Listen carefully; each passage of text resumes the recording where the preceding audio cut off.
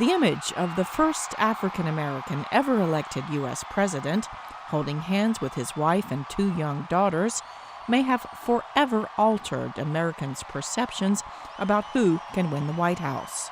If there is anyone out there who still doubts that America is a place where all things are possible, who still wonders if the dream of our founders is alive in our time, who still questions the power of our democracy, tonight is your answer.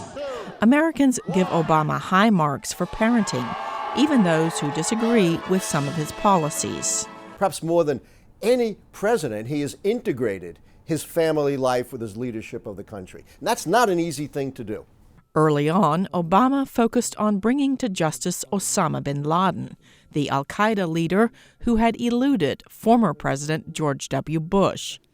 Late in the evening of Sunday, May 2nd, 2011, Obama addressed the American people. Tonight, I can report to the American people and to the world that the United States has conducted an operation that killed Osama bin Laden, the leader of al-Qaeda, and a terrorist who's responsible for the murder of thousands of innocent men, women, and children.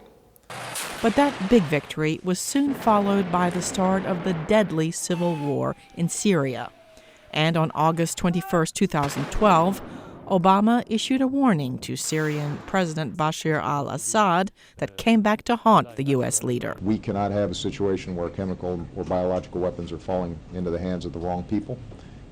We have been very clear to the Assad regime, but also to other players on the ground, that a red line for us is we start seeing a whole bunch of chemical weapons moving around or being utilized. 1 year later, observers say Assad's army killed more than 1,000 people with sarin gas. Contrary to expectations, the U.S. did not respond with force. Syrian researcher Haid said it was then the hopes of many Syrians were dashed. What's happening in Syria is just another battle and the biggest fight there. Domestically, following racial incidents, President Obama spoke out about the state of race relations in America.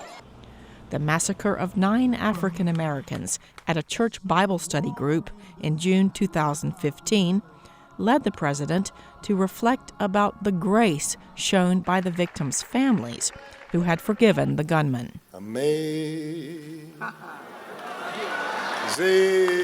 grace, how sweet the sound. On the world stage, Obama departed from past policy to create historic openings with Burma and Cuba.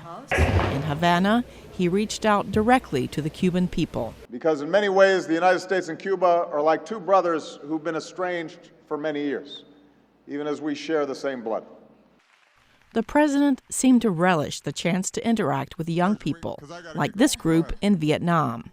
Tình hình một mình nhà lầu trình in giàu sang như vua chúa giật mình sự tình thiệt ra đen đúa mà đời vậy là hey it's been a crazy day. Obama said although his time as president is coming to an end, the worldwide network he launched to encourage leadership among young people is just beginning.